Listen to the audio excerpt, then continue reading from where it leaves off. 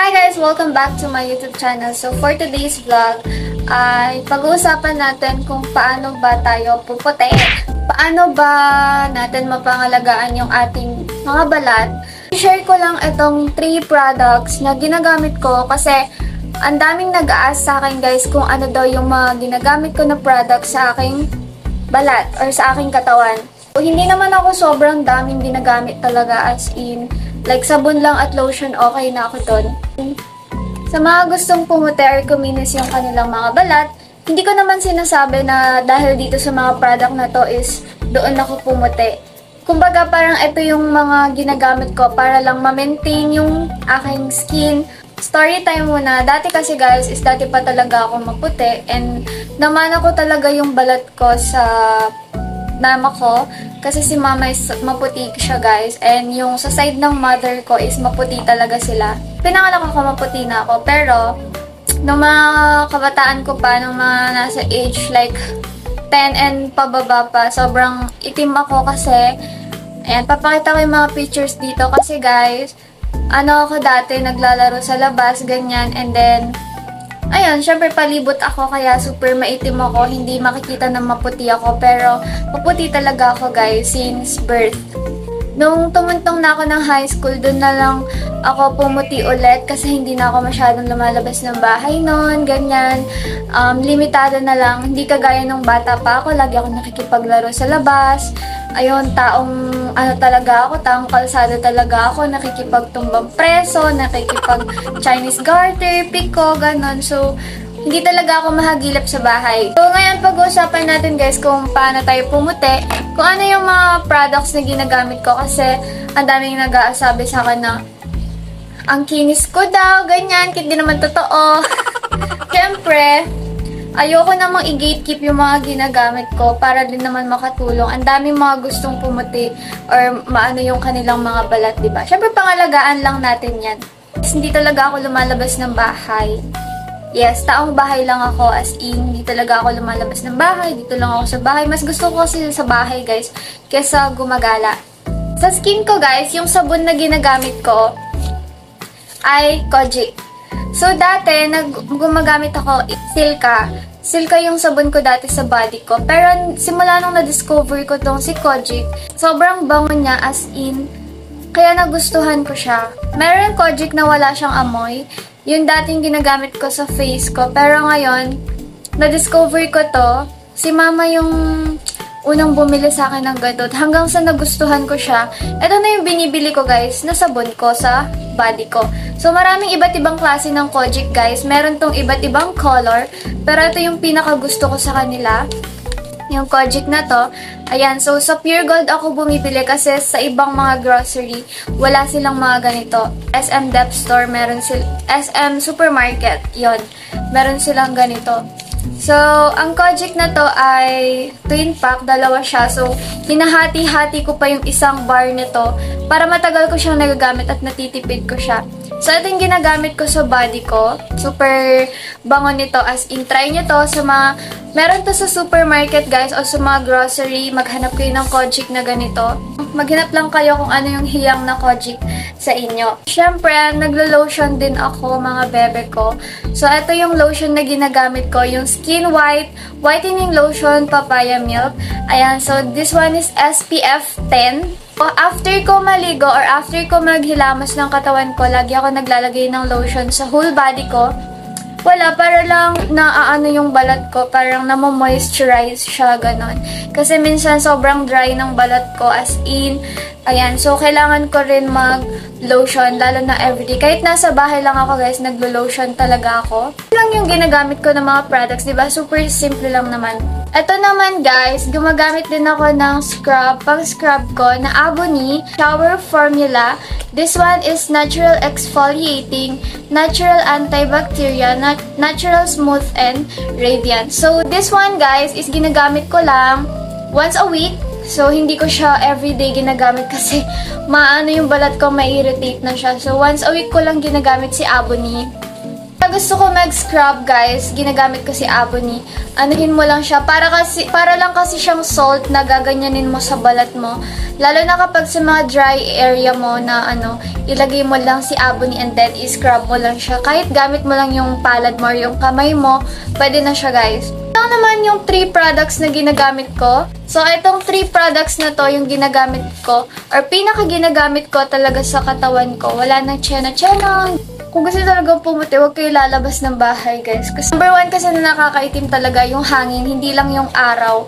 'Di ba? So pag super ng hangin, yun yung number 1 na nakakaitim. Alam nyo dati na nag-swimming kami sa bandang Porac, yung kasi na yun, yung swimming pool doon is open siya na lugar and then as in, walang puno doon. Kaya, nangyari, hinayaan kong ma-sunburn ako, guys. Kasi alam ko, babalik din naman yung color ko.